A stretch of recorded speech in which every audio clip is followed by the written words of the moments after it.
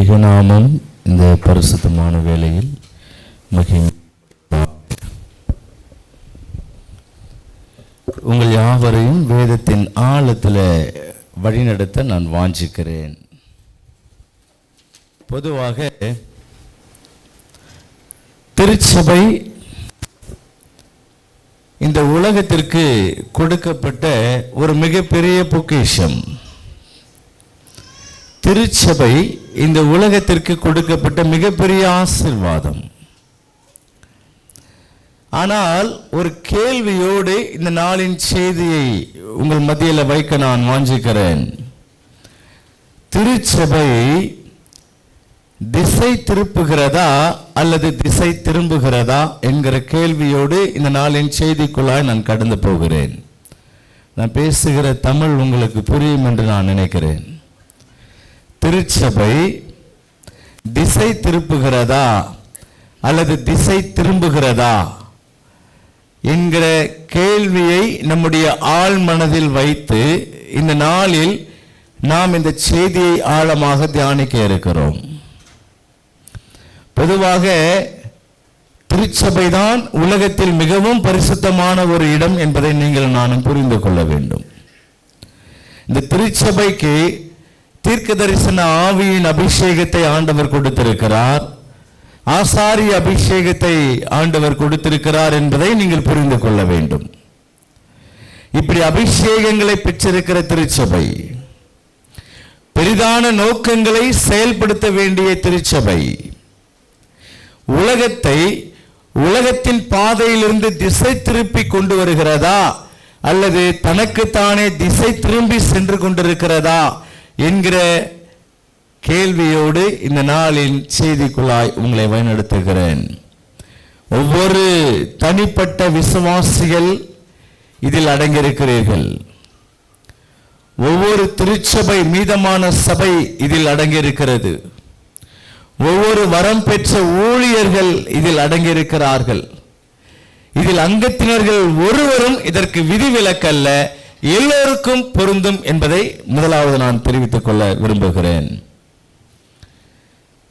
எத்தனையோ விதமான எதிர்பார்ப்புகளோடு தான் ஆண்டவர் இந்த திருச்சபையை உருவாக்கி இழந்து போன நிலையில் மறுபடியும் தன்னுடைய சொந்த இரத்தத்தை சிந்தி இதை மீட்டெடுத்தார், சம்பாதித்தார் என்று நம் வேதத்தில் வாசிக்கிறோம். அப்படி இருக்கிற பொழுது திருச்சபை என்ன செய்து கொண்டிருக்கிறது? இயங்கிக் கொண்டிருக்கிறதா அல்லது இயக்கிக் கொண்டிருக்கிறதா? இரண்டு இல்லாம உறங்கிக் கொண்டிருக்கிறதா? மூன்று வார்த்தைகளுக்கும் வெவ்வேறான பதில்கள் நம்முடைய தமிழ் அகராதியில் உண்டுதான். இயங்கிக் கொண்டிருக்கிறதா, இயக்கிக் கொண்டிருக்கிறதா அல்லது உறங்கிக் கொண்டிருக்கிறதா? ஒரு விஷயத்தை உங்களுடைய ஆழ் மனதில் கொண்டு போங்க. மிகுந்த எதிர்பார்ப்புகளுக்கு மத்தியில் ஆண்டவர் இந்த திருச்சபை ஸ்தாபித்தார். ஸ்தாபித்த இந்த திருச்சபை செயலாக்கம் கொண்டு வர வேண்டிய காலத்தில், அதிவேகமாய் விரைந்து செயல்பட வேண்டிய காலத்தில் மெத்தனமாய் உறங்கிக் கொண்டிருக்கும் என்று சொன்னால் தேவனுடைய இருதயம் எப்படி இருக்கும் என்பதை நீங்கள் புரிந்து கொள்ள வேண்டும். எப்படிப்பட்ட காலத்தில் நீங்களும் நானும் இருக்கிறோம்? எப்படிப்பட்ட காலத்தில் திருச்சபை உறங்குகிறது? தீர்க்க தரிசனத்தின்படி நாம எந்த காலத்தில் இருக்கிறோம்? இன்னும் நிறைய நாட்கள் உண்டு என்று சொல்லுகிற காலத்தில் இருக்கிறோமா அல்லது கடைசி நொடிப்பொழுதில் நாம் இருக்கிறோம் என்கிற காலத்தில் இருக்கிறோமா? தீர்க்க தரிசனத்தை அறிந்தவர்கள் தான் நீங்கள், சொல்லுங்க பார்ப்போம். எந்த காலத்தில் இருக்கோம்? கடைசி காலத்தில் இருக்கிறோம். ஆண்டவர் சொன்னார், 2000 வருஷத்துக்கு முன்னாடி சொல்றாரு, ஒரு உண்மையை சொல்றாரு. மத்திய 25ஆம் அதிகாரத்தில் 10 கன்னிகைகள் இருந்தார்கள். அதில் 5 நபர்கள் எப்படி இருந்தாங்க? ஆயத்தத்தோடு இருந்தார்கள். 5 நபர்கள் அலட்சியத்தோடும் உறங்கிக் கொண்டும் இருந்தார்கள். ரெண்டுமே இருந்துச்சு. அலட்சியம் இருந்தது, வேற என்ன இருந்துச்சு? உறக்கமும் இருந்தது. இது ரெண்டு தான் ரட்சிப்பை இழக்க செய்யும். இந்த ரெண்டு காரியம்தான் மணவாளனோடு உறவாட தடையா இருக்கிற காரியம். தேவனிடத்துல கிட்டி நெருங்க முடியாத சூழலை ஏற்படுத்துகிற காரியம். ஒன்று அலட்சியம், இன்னொன்று என்னது? உறக்கம். இது ரெண்டுத்தையும் நீங்க மறந்துடக்கூடாது. திருச்சபைக்கு ஆகாத ஒரு பொருள் இது. திருச்சபைக்கு ஆகாத ஒரு காரியங்கள் இவைகள்தான். இதை நாம் முதலாவது தெளிவாக புரிந்து கொள்ள வேண்டும். எப்படிப்பட்ட காலத்தில் நாம் இருக்கிறோம். யோனா என்கிற ஒரு தீர்க்கதரிசி இருந்தான். இந்த யோனாவை குறித்து நாம் நன்கு கதை வடிவில் கேட்டிருக்கிறோம், பிரசங்கங்களில் கேட்டிருக்கிறோம். அநேக சூழ்நிலைகளில் வெவ்வேறான கண்ணோட்டத்தில் இந்த யோனாவை நாம் பார்த்திருக்கிறோம். ஆனால் இந்த நாளில் இந்த யோனாவை குறித்த ஒரு காரியத்தை உங்கள் ஆழ் மனதில் வைக்க நான் விரும்புகிறேன். யோனாவை ஆண்டவர் நினிவே பட்டணத்திற்கு போ என்று சொல்லுகிறார்.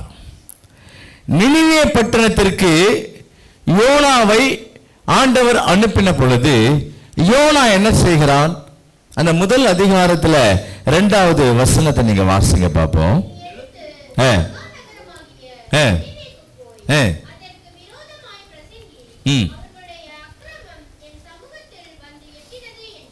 ஒரு தலையாய பொறுப்பு, ஒரு தார்மீக பொறுப்பு ஒரு மனிதனிடத்தில் கொடுக்கப்படுகிறது. அதே ஒரு தலையாய பொறுப்பும் தார்மீக பொறுப்பும் திருச்சபைக்கும் ஆண்டவர் கொடுத்திருக்கிறார். இப்ப நீங்க திருச்சபையை ஒரு பக்கமும் யோனாவை ஒரு பக்கமும் நிறுத்துங்க. சரியா? நிறுத்திட்டு நோக்கம் ஒன்றுதான், நோக்கம் ஒன்றுதான், பிரசங்கிக்க வேண்டும், அவ்வளவுதான். என்ன சொல்லி பிரசங்கிக்க வேண்டும்? நினிவே கவிழ்க்கப்பட்டு போகும். காரணம் அக்கிரமத்தின் மிகுதி. யோவான் 14, 15, 16, 3 அதிகாரத்தில் வாசிக்கிறோம். பரிசுத்த ஆவியானவர் வருகிற பொழுது அவர் என்ன பண்ணுவாரு? அவர் நீதியை குறித்தோ நியாயத்தை குறித்தோ நியாய தீர்ப்பை குறித்தோ கண்டித்து உணர்த்துவார். பரிசுத்த ஆவியின் ஒரு தலையாய கடமை இது, அவர் செய்து கொண்டிருக்கிறார். இந்த கடைசி காலத்துல திருச்சபை உலகத்தை கண்டிக்க வேண்டிய திருச்சபை, நீதியை பிரசங்கிக்க வேண்டிய திருச்சபை, அக்கிரமத்தை காண்பிக்க வேண்டிய திருச்சபை மெத்தனமாய் உறங்கிக் கொண்டிருக்கும் என்று சொன்னால், யோனாவை ஆண்டவர் நினிவேக்கு அழைக்கிற பொழுது இந்த யோனா என்ன செய்கிறார்? 3வது வசனத்தை வாசிங்க.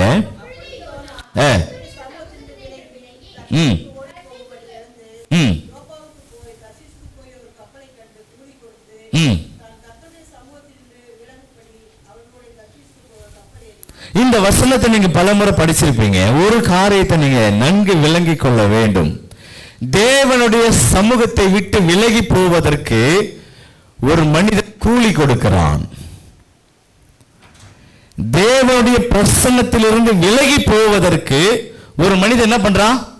கூலி கொடுத்து விலகி போகிறான். இப்படி ஒரு மனிதன் நீங்க பார்த்திருக்கீங்களா?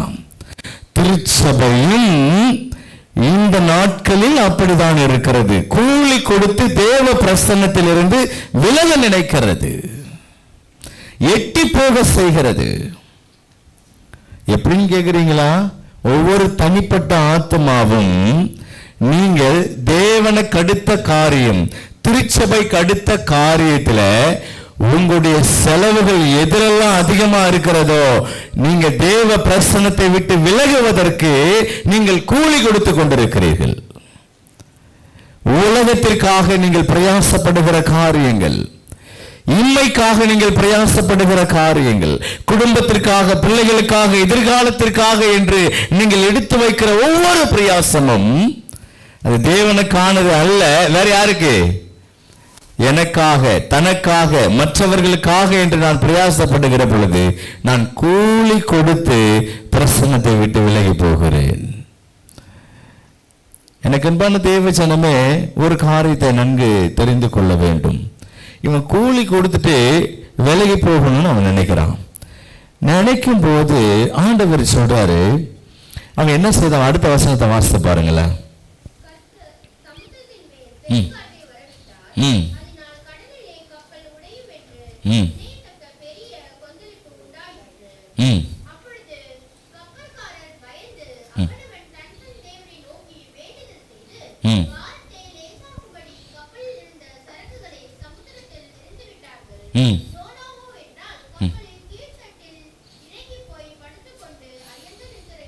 நல்ல கவனிக்கணும்.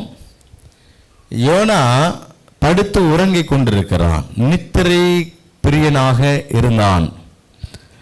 ஏசாயா 56 வாசிக்கிறோம், எப்ராஹிமின் காவல்காரர்கள் நித்திரை பிரியர்கள் என்று வாசிக்கிறோம். உண்மைதானே? ஏசாயா 56 அப்படித்தானே வாசிக்கிறோம். திருச்சபையின் காவல்காரர்கள் எப்படி இருக்காங்க? நித்திரை பிரியர்களாக இருக்கிறார்கள் என்று. யோனா நித்திரை பிரியனாக போயிட்டான். அவனுடைய இருப்பிடம் எங்க தெரிஞ்சுக்கிட்டான்? அடித்தட்டு. அடித்தட்டில் என்ன இருக்கும் தெரியுமா? பொருட்கள் எல்லாம் வைக்கிற இடம் அது. இப்போ ஒருத்தருக்கு 40 கிலோ 45 கிலோ அப்படின்னு சொல்றாங்கல்ல, ஃப்ளைட்டில் 25 கிலோ 30 கிலோ அப்படின்னு வெயிட்டுக்கு ஒரு ஆவரேஜ் வச்சிருப்பாங்க. அதெல்லாம் வைக்கிறதுக்கு ஒரு இடம் வச்சிருப்பாங்க ஃப்ளைட்டில். அதே மாதிரி தான் கப்பல்லையும் கீழ்த்தட்டு என்பது சரக்குகள், உடைமைகள், பொருட்களை கொண்டு செல்லுகிற ஒரு தளம். இவன் உறங்குவதற்கு தெரிந்து கொண்ட இடமாக அதை எடுத்துக் கொள்ளுகிறான். எனக்கு அன்பான தேவவசனமே, ஆண்டவர் அழைத்து அனுப்புகிறார், ஏற்க மறுக்கிறான், செயல்பட மறுக்கிறான். செயல்பட மறுக்கிறான். நீங்க இந்த ஒரு வசனத்தை நீங்க வாசிங்க, அடுத்த வசனத்தை வாசிங்க பார்ப்போம். ம் ம் ம் ம் ம் ம் அடுத்த வசனம் வாசிங்க. ம் ம் ம்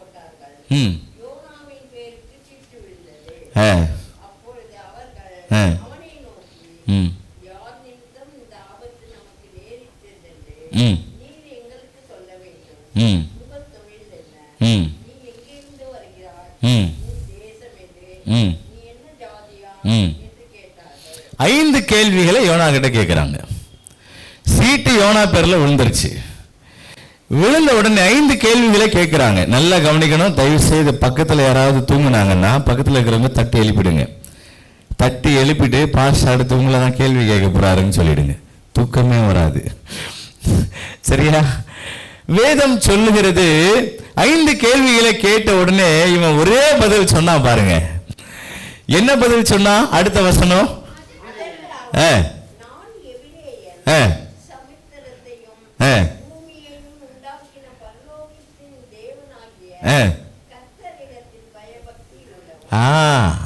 நான் பேசுற மொழி எபிரேய மொழி.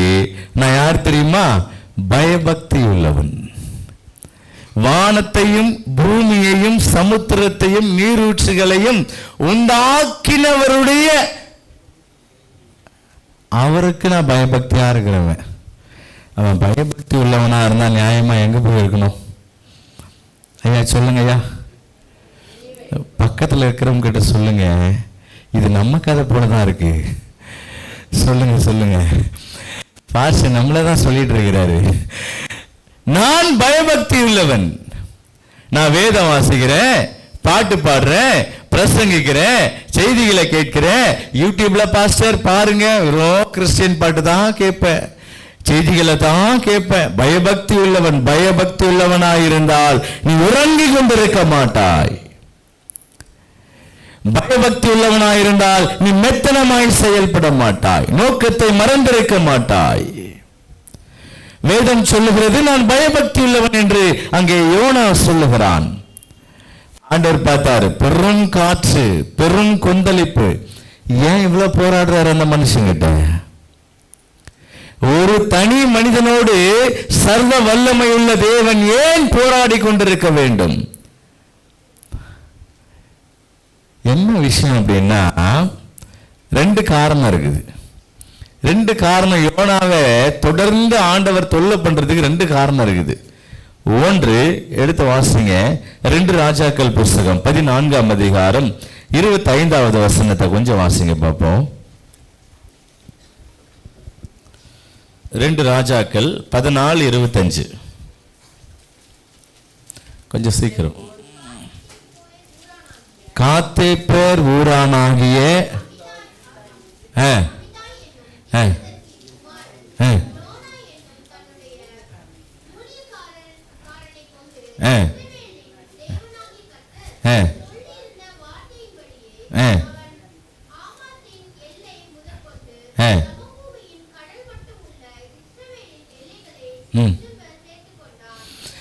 வேதம் சொல்லுகிறது, நல்லா கவனிக்கணும். இந்த யோனாவை விடாப்பிடியா ஆண்டவர் ஏன் துரத்திக்கிட்டு போறாரு அப்படின்னு சொன்னா, ஒரு இக்கட்டான சூழ்நிலையில இஸ்ரவேல் இருக்கு. எப்போ இக்கட்டான சூழ்நிலை இஸ்ரவேலுக்கு வந்துச்சு? தாவீது வரைக்கும் செழிப்பான ராஜ்யம், பயபக்தியான ஒரு ஆட்சி, அரசாட்சி. தாவீதுக்கு பிறகு கொஞ்சம் அங்கங்கே ஞானம் இருந்தது, பரிசுத்தம் இல்லை. சாலமோனின் காலத்துல, நான் சொல்றது விளங்குதா உங்களுக்கு? ஞானம் இருந்தது, அறிவு இருந்தது, ஆனால் என்ன கிடையாது? பரிசுத்தம் இல்லை. சாலமோனுக்கு பிறகு ரெண்டாவது உடையும் போதுதான் செதறது இஸ்ரவேல் தேசம். ஒரு பக்கம் எரோபெயாம், இன்னொரு பக்கம் ரெகபெயாம், இப்படி மாறி மாறி இவங்க உட்கார்ந்து இருக்கிற பொழுது எரோபெயாம் என்ன செய்யறான்? வடக்கே தானிலும் கிழக்கே பெத்தேலிலும் கன்று குட்டிகளை உண்டாக்கி விக்கிரக ஆராதனை செய்ய தூண்டுகிறான். எலியா வந்தாச்சு, எலிசா வந்தாச்சு, ஒன்றும் பண்ண முடியல. எந்த காலகட்டம்? ஆண்டவரை முற்றிலும் நிராகரித்திருந்த காலகட்டம், ஆண்டவரை மறந்திருக்கிற காலகட்டத்தில் யோனாவை கூப்பிடுறாரு. நீ போ. அங்க கூட பாருங்க, இந்த ஜனங்க ஆண்டவரை மறந்திருக்காங்க, அந்த ராஜா ஆண்டவரை மறந்திருக்கான். ஆனா இஸ்ரவேலின் எல்லைகள் எல்லாம் இப்படி அடுத்தவன் வந்து ஆக்கிரமிப்பு பண்ணிருக்கிறான்னு யோனாவை எழுப்பி அதை சரி செய்கிறார், எல்லைகளை மீட்டெடுக்கிறார். யாருமே தேடல ஆண்டவரே, ஆனாலும் அவர் மனதுருக்கத்தின் தேவன் என்பதை ஆங்காங்கே விளங்க செய்கிறார். நீங்களும் நானும் சில நேரத்தில் ஆண்டவரை மறந்திருக்கிற நேரத்திலையும் உங்களை எப்பொழுதும் ஞாபகத்தில் வச்சு உங்களுக்கான காரியங்களை நகர்த்துகிற ஆண்டவர் தான் நம்முடைய ஆண்டவர்.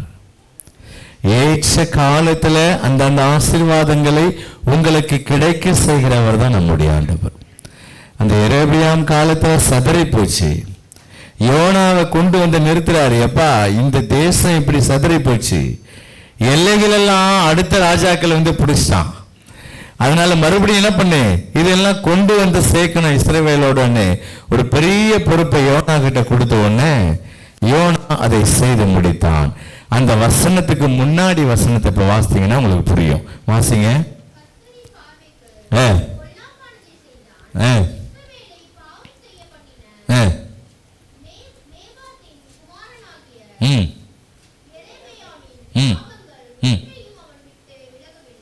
நல்லா கவனிக்கணும். ஒரு பாவத்தை விட்டு விலகல, அவ்வளோ பாவத்தை செஞ்சிட்டு இருக்கிறான் அந்த ராஜா. தேசங்களை வழி விலக செய்யறான், பாவம் செய்ய வச்சான். அடுத்த வசனம் தான் சொல்லுது, யோனாவை கொண்டு ஆண்டவர் இஸ்ரவேலின் எல்லைகளை மீட்டெடுத்தார். பாவத்தின் கொடூரம் இருக்கிற பொழுதும், தேவனை மறந்திருக்கிற சூழ்நிலையில் கூட ஆண்டவர் இடைபடுகிறார். விளங்குதா உங்களுக்கு? ஆண்டவர் இடைப்பட்டு அந்த ஜனங்கள் மீது கரிசனை கொள்கிறார் என்று நாம் வேதத்தில் வாசிக்கிறோம். அவருடைய ஏக்கமான பார்வை என்ன தெரியுமா? ஒண்ணுதான், எந்த சூழ்நிலையிலையும் நீ அவரை மறந்துடக்கூடாதுன்றது தான். ஆனா அந்த அவல நிலை யாருக்குமே வரக்கூடாது, ஆண்டவருக்கு வந்துச்சு. மணவாட்டி மணவாளனை மறந்துடக்கூடாது. இது நேதி தானே, நேதி தானே. மனைவி புருஷனை மறக்கலாமா?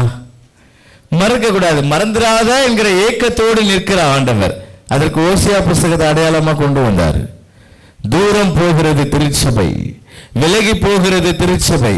ஆனாலும் ஆண்டவர் மேலும் மேலும் மேலும் அந்த கணவன் செலுத்துகிற அன்பை காண்பித்துக் கொண்டுதான் இருக்கிறார். ஒரு நல்ல பாடல் உண்டு,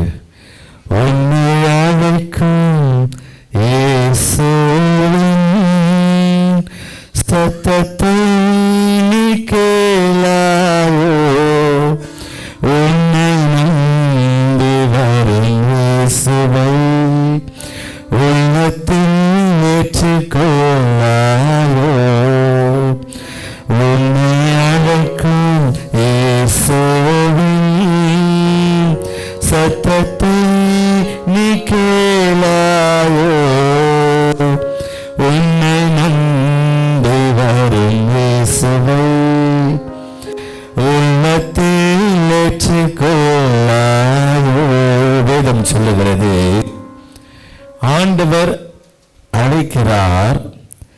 சபை மறந்துவிடக்கூடாது என்பதற்காக சபை மறந்து போகிறது.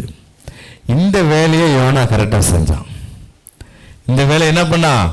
யோனா கரெக்டா செஞ்சான். ராஜாவுக்கு புரிய வச்சான், எதிரி நாட்டு ராஜாக்களுக்கு புரிய வச்சான், தேசத்தின் குடிகளுக்கும் புரிய வச்சான். இவ்வளவு காரியத்தையும் நேர்த்தியா செய்தானே இந்த யோனா, நினிவே பட்டணத்துக்கும் போய் என்ன பண்ணுவான்? இந்த காரியத்தை செய்வான்னு யாருக்கு தெரியும்? ஆண்டவருக்கு தெரியும். இதேதான் தேவனுடைய எதிர்பார்ப்பு. முதலாவது நூற்றாண்டில் திருச்சபை எப்படி இருந்துச்சு? வீறு கொண்டு வளர்ந்தது. முதலாவது நூற்றாண்டில் எப்படி இருந்துச்சு திருச்சபை? எப்படி இருந்துச்சு? வீறு கொண்டு வளர்ந்தது. அப்போஸ்தலனாகிய பவுல் அவன் போகாத தேசங்கள் ஐரோப்பிய நாடுகள் எங்கும் சுற்றித் திரிந்தான். போகிற இடமெல்லாம் திருச்சபைகள். அப்போஸ்தலர்கள் எழும்பி உலகம் எங்கும் போனாங்க. திருச்சபை வேகமா வளர்ந்துச்சு.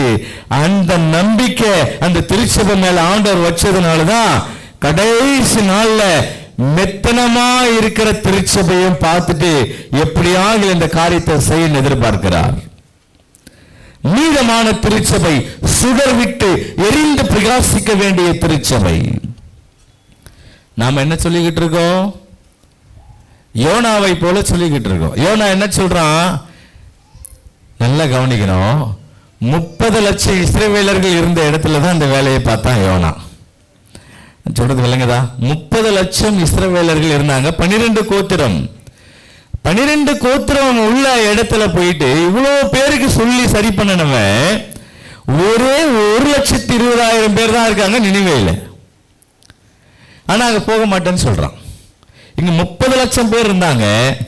இங்க போய் அந்த வேலையை செய்ய முடிந்த யோனாவுக்கு வெறுமனே 1,20,000 பேர் இருக்கிற நினிவே பட்டணத்துக்கு போய் வேலையை செய்ய முடியல. காரணம் சாக்கு போக்கு. என்ன சாக்கு தெரியுமா? ஏன் யோனா போக மறுத்தான் தெரியுமா? 2 காரணங்க. ஒன்று, அசீரியர்கள் யூதர்களை கண்டா கல்லெறிஞ்சே கொள்ளுவான். கொடுமையான பாவத்தை செய்ய யோசிக்கவே மாட்டான் அசீரியர்கள். சரிங்களா? கல்தேயர்கள் அப்படி இருந்தாங்க. அந்த பயம் யோனாக்கு இருந்துச்சு. 2வது, இவர் அனுப்புற பத்தி இவருக்கு நல்லா தெரியும். யோனாவுக்கு இவர் எப்படிதான் சொல்லுவாரு, ஆனா என்ன பண்ணிடுவாரு? மனசு இறங்கிடுவார், மனசு இலகிடுவார். இலகிடக்கூடாதுன்றது யோனாவின் நோக்கம். அவர் மனசு இலகிடக்கூடாது என்பது யோனாவுடைய நோக்கம். ஆண்டவர் சொல்றாரு, இஸ்ரவேலுக்கு மாத்திரம் நான் தெய்வம் இல்லை, என்னுடைய சாயலை பெற்றிருக்கிற அனைவருக்கும் தான். என்னுடைய சாயலை பெற்றிருக்கிற அனைவருக்கும் நான் யாரு? நான் தேவன். அதான் யோனாவுக்கு அவர் சொல்ல வர்றாரு, இஸ்ரவேலுக்கு மட்டும் நான் தேவன் இல்லப்பா. யாருக்கெல்லாம்? என்னுடைய சாயல் யாருக்கெல்லாம் இருக்கோ. அப்ப அசீரியர்கள் யாரு? தேவனால் உருவாக்கப்பட்டவர்கள் தானே. கல்தேயர்கள் யாரு? அவரால் உருவாக்கப்பட்டவர்கள் தானே. இந்த நோக்கத்தோடு தான் யோனா போக மறுக்கிறான். யோனா போக மறுக்கிறான். கடைசி ஆண்டவர் சொல்றாரு பாருங்க, ஒரு வசனத்தை வாசிங்க. யோனா 4ஆம் அதிகாரம் 9வது வசனத்தை வாசிங்க.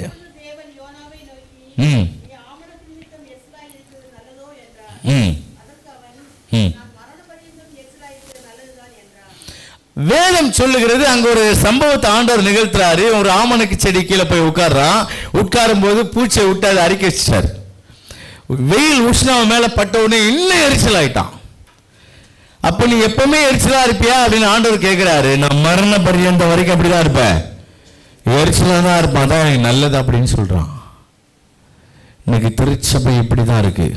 எப்படி இருக்கு தெரியுமா? நீ எத்தனை நாளைக்கு தான் மெத்தனமா இருப்ப அப்படின்னு சொல்லி ஆண்டவர் கேட்கிறாரு. நாம சொல்லாம சொல்லிக்கிட்டு இருக்கோம், மரண பரியந்தம் வரைக்கும் நாங்க எப்படிதான் இருப்போம்? மெத்தனமாக தான் இருப்போம். எனக்கான வேலை என்ன என்பதை நான் அறியாமல் செயல்படுகிற பொழுது, எனக்காக தேவன் என்ன சித்தம் வைத்திருக்கிறார் என்பதை உணராது இருக்கிற பொழுது, நான் மரிக்கிற வரைக்கும் எப்படிதான் இருப்பேன்? இப்படிதான் இருப்பேன். யோனா சொல்ற பதில தான் திருச்சபை இன்னைக்கு சொல்லிக்கிட்டு இருக்கோம்.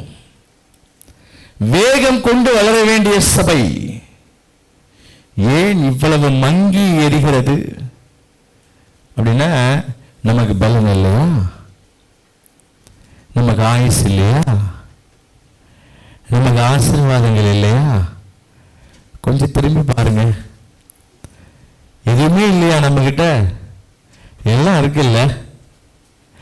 எல்லாம் இருந்தோம் நான் மெத்தனமாய் இருக்கிறேன் என்று சொன்னால் என்ன அர்த்தம்?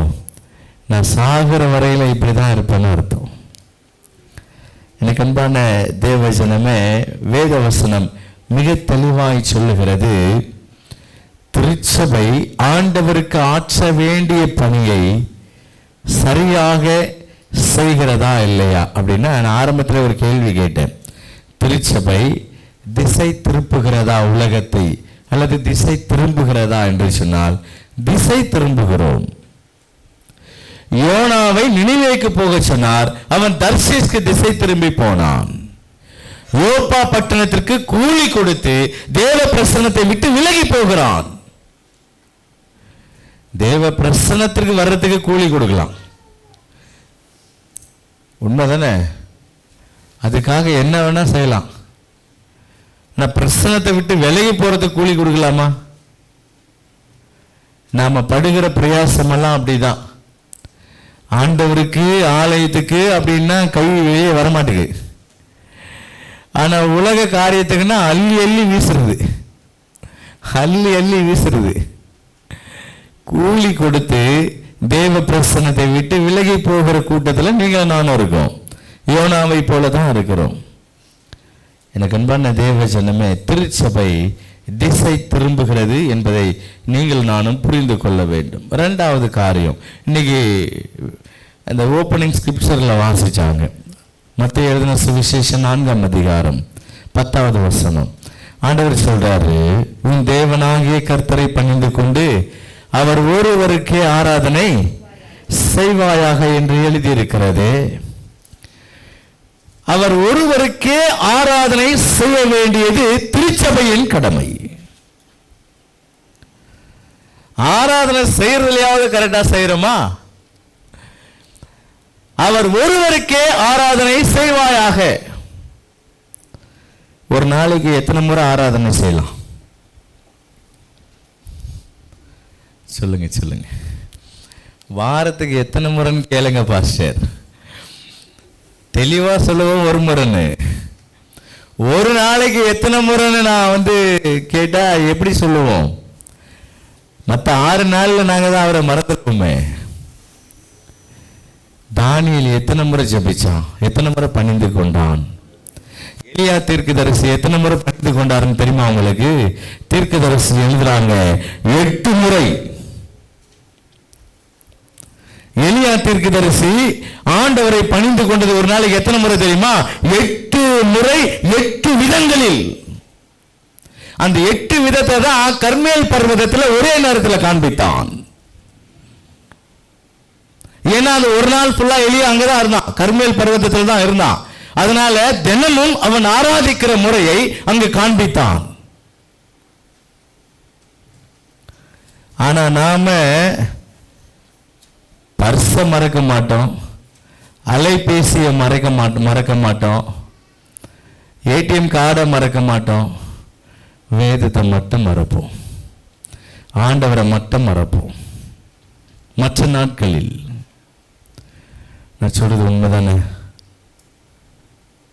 உண்மை இல்லைன்னு சொல்றவங்க தைரியமா தேவனுடைய பிரசன்னத்தில் கை உயர்த்தங்க பார்ப்போம். பக்கத்தில் இருக்கிறவங்க சொல்லுங்க, அவர் உங்களை தான் சொல்றாரு. சொல்லுங்க சொல்லுங்க, அவர் உங்களை தான் சொல்றாருன்னு சொல்லுங்க. ஒரு நாள் ஆண்டவரை ஒரு நாளும் மறந்து போகக்கூடாது, ஒரு நாளும் மறந்து போகக்கூடாது. உன் தேவனாகிய கர்த்தரை பணிந்து கொண்டு அவர் ஒருவருக்கே ஆராதனை செய்வாயாக. இஸ்லாமியர்கள் ஒரு நாளைக்கு எத்தனை முறை தொழுகிறாங்க? சொல்லுங்க சொல்லுங்க. 5 முறை. அதை சொல்லுவதற்கு நம்ம வெட்கப்படுறதில்லை. ஆமா 5 முறை தொழுதுகிறாங்க. அதை சொல்வதற்கு வெட்கப்பட வேண்டிய நாம் வெட்கப்படாமல் சொல்லுகிறோம். ஜீவனுள்ள ஆண்டவரை ஒரு நாளைக்கு எத்தனை முறை பணிஞ்சுகிற? பதில் இல்லை. பதில் இல்லை. ஐயா, அவரை பணிந்து கொள்ள வேண்டும் என்பதற்காக தான் நீ உருவாக்கப்பட்ட என்பது உண்மை, மறுக்கக்கூடாத உண்மை. தேவனை பணிந்து கொள்ள வேண்டும் என்பதற்காக உருவாக்கப்பட்ட. இல்லைன்னு சொல்றீங்களா? ஆக்கியோனாகிய பவுல் எபிரேயருக்கு எழுதுகிற பொழுது முதல் அதிகாரத்தை எடுத்து வாசிங்க. ஆக்கியோனாகிய பவுல் எபிரேயருக்கு எழுதுகிற பொழுது முதல் வசனத்தையும் 2வது வசனத்தையும் 6வது வசனத்தையும் இப்ப வாசிக்கணும். வேகமா வாசிங்க.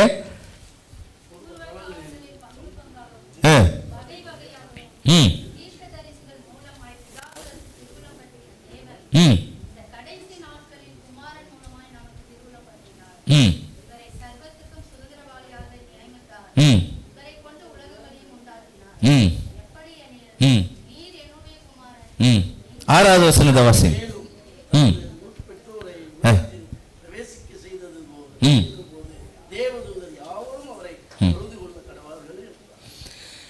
தமது முதற் பேரானவரை உலகத்தில் பிரவேசிக்க செய்த பொழுது யாரெல்லாம் தொழுதுக்கணுமா? ஐயா, இயேசு கிறிஸ்துவை யாரெல்லாம் தொழுதுக்கணுமா? தேவ தூதர்கள் யாவரும் தொழுது கொள்ள வேண்டும். தேவ தூதர்கள் நமக்கு கீழேயா நமக்கு மேலேயா? நமக்கு மேல உள்ளவங்களே அவரை தொழுதுகிறாங்கன்னு சொன்னா, தேவ தூதருக்கு கீழே இருக்கிற நாம ஒரு சமயம் மார்க்ல வாசிக்கிறோம்ல, ஆண்டவர் பிசாசை பார்த்து தரத்தினு போறாரு. அந்த பிசாசு பணிந்து கொண்டது, சாஷ்டாங்கமாய் விழுந்து பணிந்து கொண்டது. ஏன்? தாவீதின் குமாரனே, காலம் வருவதற்கு முன்னமே என்னை வேதனைப்படுத்த வந்தாயோ? ஏன்னா அவன் எங்கிருந்து வந்தவன்? எங்கிருந்து வந்தவன்? அங்கிருந்து வந்தவன். இவங்கெல்லாம் யாரை பணிஞ்சுக்கிறவங்க? இயேசு கிறிஸ்துவை பணிந்து கொள்ளுகிற கூட்டம். அவரை பார்த்த உடனே பணிஞ்சுக்கிட்டான். அவரை பார்த்தும் பணியாத கூட்டம் யார் தெரியுமா? தேவன் யார் விரைந்து செயல்படுவார்கள் என்று எண்ணிக்கொண்டிருக்கிறாரோ, எந்த திருச்சபை கடமையை சரியாய் ஆற்றும் என்று எதிர்பார்த்து கொண்டிருக்கிறாரோ, அவர்கள்தான் அவரை பார்த்தும் மறுக்கிறார்கள் பணிந்து கொள்ள. எப்படின்னு கேக்குறீங்களா? தீர்க்கதரிசி எழுதுறாங்க, காலையில் நீ விழித்துறல, உன் பார்வையில் அந்த காட்சி தெரியும் போது ஆண்டவர் முன்னாடி நிற்கிறார் என்றதை நீ மறந்துடாத. நீ உறக்கத்திலிருந்து விழித்துறல, உன் விழித்திரையில் அந்த காட்சி தெரிகிற பொழுது நீ ஒன்றை மறந்து விடாதே, உன் முன்பதாக உன்னை உருவாக்கினவர் நின்று கொண்டிருக்கிறார். அவர் இல்லைன்னா நீ பறக்க மாட்ட. அப்ப அவர் அங்க நிற்கும் போது பணிந்து கொள்ள மறுக்கிறாய், ஏற்க மறுக்கிறாய். தூங்கிக்கினே தேடுறது. என்னத்தை தேடுறது? அது ஒரு சவுண்ட் வந்துச்சு பாருங்க. அதான் தூங்கிக்கிட்டே தேடுறது. அவர் முன்னாடி நிற்கிறாரு, பணிந்து கொள். இல்லை, இதுக்கு நீங்க எப்ப முக்கியத்துவம் கொடுக்க ஆரம்பிக்கிறீங்களோ, ஒரு நாளைக்கு நான் 5 முறை, ஒரு நாளைக்கு நான் 8 முறை அப்படின்னு நீங்க பணிஞ்சு கொள்ள ஆரம்பிக்கிறீங்களோ, அப்பதான் என்ன பண்ண முடியும்? ஆண்டவரை நீங்கள் சரியாக புரிந்து கொள்ள முடியும். நீங்க நினைக்கலாம், நாங்க ஆலயத்துக்கு கரெக்டா வரோம், ஆராதிக்கிறோம், பணிஞ்சு கொள்ளுகிறோம், நியாய பிரமாணத்துக்கு நாங்க கீழ்ப்படுகிறோம், சபையாகிய நாங்கள் ஆண்டவர் வகுத்து கொடுத்த எழுதி கொடுத்த நியாய பிரமாணத்திற்கு நாங்கள் கீழ்ப்படுகிறோம் அப்படின்னு நீங்க மாறு தட்டி சொல்லலாம். நான் ஒரு டெஸ்ட் வைப்பேன், 10லயும் ஃபெயில் ஆயிடுவீங்க. 10லயும் ஃபெயில் ஆயிடுவீங்க. ஐயா ஒரு 10 நிமிஷம் எடுத்துக்கிட்டோம். ஐயா ஒரு 10 நிமிஷம் சாம்பிளுக்கு ஒரு 4 கொஸ்டின் வைக்கிட்டோமா? முதல்ல 4 பிரமாணம் யாரை சார்ந்தது? முதல் 4 பிரமாணம் தேவனை சார்ந்தது. ஃபர்ஸ்ட் பிரமாணம் என்ன சொல்லுது? என்ன சொல்றாரு? I am the only one God, no others God before me. அது சொல்றாருல, நான் ஒருவரே கர்த்தர், என்னை அன்றி வேறு தேவர்கள் உனக்கு உண்டாயிருக்க வேண்டாம் அப்படின்னு சொல்றாரு. சொன்னாரா இல்லையா? சொன்னார் இல்ல? வேதம் சொல்லுது, முதன்மையான இடத்துல அவர் இருந்தாருன்னா அவர் தான் தேவன். முதன்மையான இடத்துல என் பிள்ளை எனக்கு இருந்துச்சுன்னா, என் மனைவி எனக்கு இருந்தா, இல்லை என் புருஷன் எனக்கு இருந்தா, இல்லை உலகத்தின் ஆசை எனக்கு இருந்தா, உலகம் எனக்கு இருந்தா, அவர் இல்லை. முதன்மையான இடத்துல யார் இருந்தாலும் அவங்க தான் தேவன்.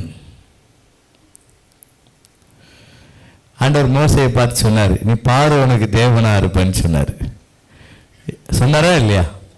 பார்வோனுக்கு தேவனா இருப்பேன்னு ஏன் சொன்னாரு? அவன் ஒண்ணும் கிடையாது, எனக்கு நீ தான் முதன்மைங்க. அவனை தள்ளிட்டு இன்னொருத்தனை உட்கார வைக்க என்னால முடியும்பா.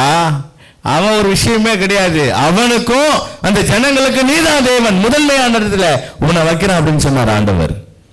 அவங்களுக்கு, எகிப்தின் ஜனங்களுக்கு. நமக்கு முதன்மையான இடத்துல என்ன வச்சிருக்கிறோம்? ஃபர்ஸ்ட் ப்ரிஃபரன்ஸ் யாருக்கு கொடுக்கிறோம்? தேவனுக்கு கொடுக்கணும். யாருக்கு கொடுக்கிறோம்? இப்ப யாரு கொடுத்துட்டு இருக்கோம்? நீ நேரத்தை யாருக்கு அதிகம் செலவு செய்கிறாயோ, நேரத்தை யாருக்கு அதிகம் செலவு பண்றியோ, பணத்தை யாருக்கு அதிகமா செலவு பண்றியோ, உன்னுடைய தேடல் எங்க இருக்கிறதோ அதுதான் உங்களுக்கு தேவன். நான் சொல்லல, வேதம் சொல்லுகிறது. ரெண்டாவது காரியத்தை அவர் சொன்னாரு. ரெண்டாவது காரியம் சரியா? ஆண்டவர் அவர் தான் தேவன் அப்படின்னா முதல்ல நான் என்ன தெரியுமா பண்ணுவேன்? முகம் குப்புற விழுந்து பணிஞ்சுக்குவேன். தேவதூதர்கள் அப்படி தானே பண்ணாங்க. தேவதூதர்கள் எப்படி பணிஞ்சுக்கிட்டாங்க? தோத்திரம் தோத்திரம் பாஸ்டர் அப்படி சொன்னாங்களா? ஏசு கிறிஸ்துவை பார்த்து, ஐயா சொல்லுங்க ஐயா, ஏசு கிறிஸ்துவை எப்படி தொழுதுக்கிட்டாங்க தேவதூதர்கள்? உங்களுக்கு தெரிஞ்சதை சொல்லுங்களா? எப்படி பணிந்து கொண்டார்கள் அதை சொல்லுங்க. சாஷ்டாங்கமா விழுந்து. என்னோட பெரியவன் அவன் நினைச்சா பரலோகத்துக்கு போலாம், பரலோகத்திலிருந்து பூமிக்கு வரலாம். சரியா? சகல வல்லமை அவன் கையில் இருக்கு, அவ்வளவு வேகம் இருக்கு. ஆனா எப்படி பணிஞ்சுக்கிட்டான்? சாஷ்டாங்கமா விழுந்து பணிஞ்சுக்கிறான். நான் என்ன சொல்றேன்? எனக்கு முழங்கால் வலிக்குது, எனக்கு நான் சுகர் பேஷண்ட்டு, நான் முட்டியே போட மாட்டேன். நமக்கு தான் பெஞ்சு வேணும்ல, பெஞ்சில் உட்காரணும். உட்காந்துக்கிட்டு கண்ணை மூடிட்டு நான் பணிஞ்சுக்கிட்டு போயிட்டேன், அவ்வளோதான். ஏன்னா நாகரிகமான தொழுகை.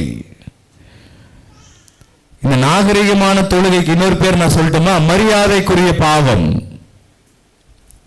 நாகரிகமான தொழுகை என்று நீ சொன்னால் இது மரியாதைக்குரிய பாவம் என்று நான் சொல்லுவேன். பயம் இருந்தால் நடுங்குவாய், நடுக்கம் இருந்தால் பணிந்து கொள்ளுவாய். இரண்டாவது, விக்கிரகம் வேணான்னு சொன்னாரு. விக்கிரகம் வேணான்னு சொல்லும் போது விக்கிரகத்தை நாங்க வணங்குறதுல நீங்க சொல்றீங்க. ஒரு வசனத்தை வாசிப்போமா? எடுத்து வாசிங்க. 1 சாமுவேல் 15:23 வாசிங்க. 1 சாமுவேல் 15:23. கொஞ்சம் வேகமா வாசிங்க, முடிச்சிடுறேன்.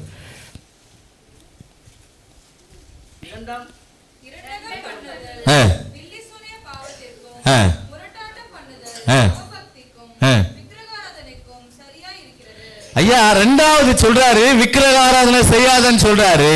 முரட்டாட்டம் பண்ணுவதும் ரண்டகம் பண்ணுவதும் அவபக்திக்கும் விக்கிரக ஆராதனைக்கும் பில்லி சூனிய பாவத்திற்கும் சரியானது, நிகரானது. அப்ப ரெண்டாவது கற்பனையிலையும் விழுந்துட்டேன், முதல் கற்பனையிலையும் விழுந்துட்டேன். நான் ஃபர்ஸ்ட் ப்ரிஃபரன்ஸ் அவர் கொடுக்கல.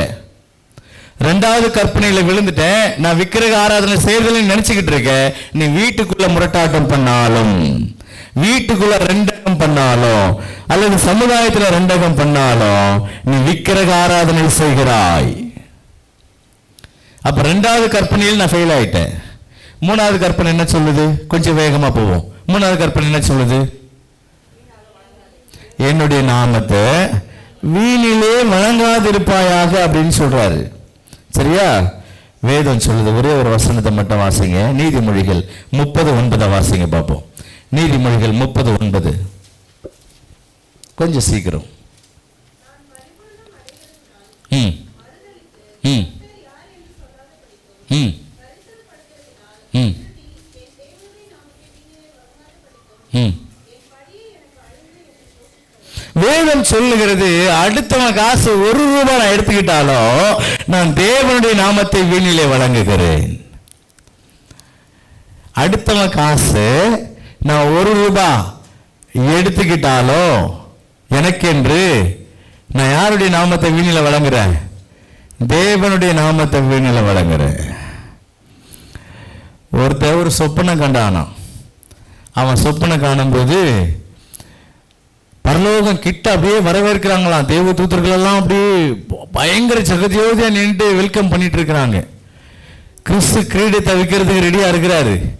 ஒருத்தன் பரலோகம் கிட்ட வந்துட்டு அந்த வாசல்ல கால் வைக்க போகும்போது இந்த வெங்காய தாள் இருக்குல்ல, வெங்காய தோல், அது போய் அவன் காலை சுட்டிச்சான். விட மாட்டேங்குதான். என்னை விடுப்பா, நான் உள்ள போறேன் அப்படின்னா விட மாட்டேங்குதான். என்ன விஷயம், என்னையா பிடிச்சிக்கிட்ட அப்படின்னா, நீ வெங்காயம் வாங்கும்போது என்னை வித்தான்ல உங்ககிட்ட, அவனுக்கு நீ எவ்வளோ கொடுக்க மறந்த காசு? ₹5. ₹5 கொடுக்க மறந்துட்டல. நீ எங்க போறதுக்கு தகுதி இல்லாதவன், எங்க போறதுக்கு தகுதி இல்லாதவன்.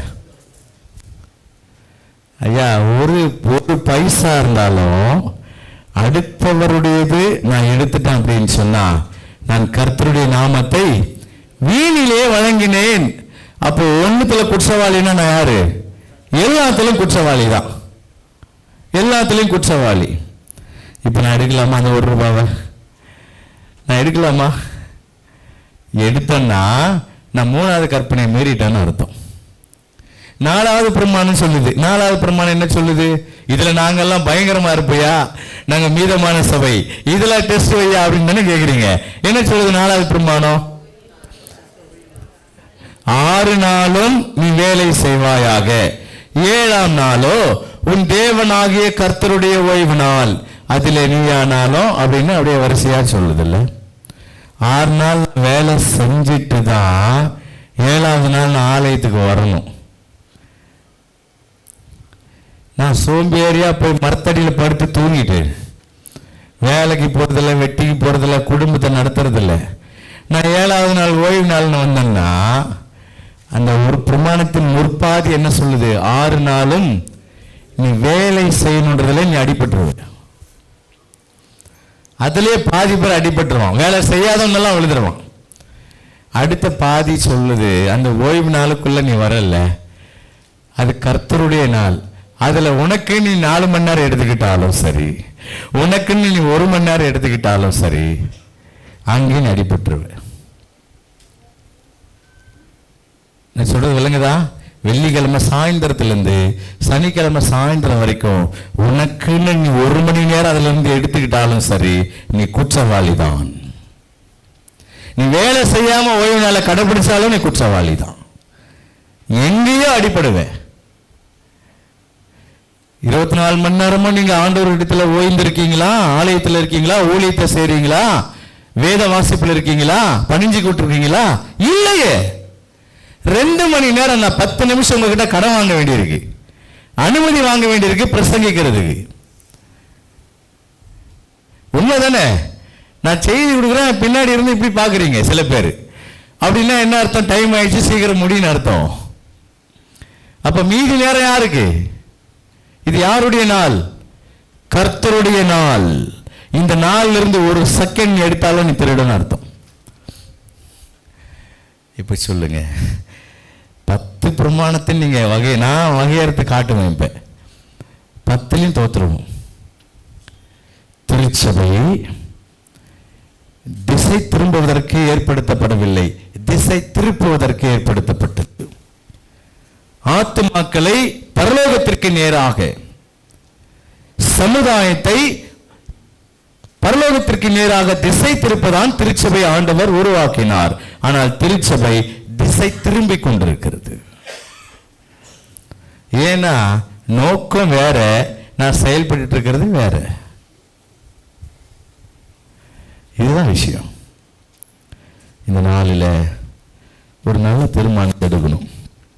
ஆண்டவரே, நான் இந்த திருச்சபையில் இருக்கேன், என்னை அழைச்சிருக்கீங்க. ஆனால் யோனாவை போல நான் சாக்கு போக்கு சொல்லக்கூடாது. என்னால் முடியும்னா அழைச்சிருக்கீங்க. இயன்றவரை செய்வேன், இயன்றதை செய்வேன். ரெண்டுத்துக்கு வித்தியாசம் இருக்கு. இயன்றதை செய்வோம், இயன்றவரை செய்வோம். அப்படி செய்கிற பொழுதுதான் தேவன் அந்த கொஞ்ச பலத்தை உங்களுக்கு ஆசீர்வதிச்சு கொடுப்பார். தேவன் அந்த நோக்கம் நிறைவேறுகிற பொழுதுதான் திருச்சபை வளரும், பரலோகம் களி கூறும். இந்த நாளில் ஒரு நல்ல தீர்மானத்தோடு கடந்து போகும். முதல்ல நான் என்ன பண்ணணும்? திசை திரும்பாமல் இருக்கணும். அடுத்து நான் என்ன பண்ணணும்? அடுத்தவங்களை திசை திருப்பணும். இந்த 2 காரியங்களுக்காக இந்த நாளில் நம்ம ஒப்பு கொடுப்போம். கர்த்தர் நம்மை ஆசீர்வதிப்பாராக. ஆமென்.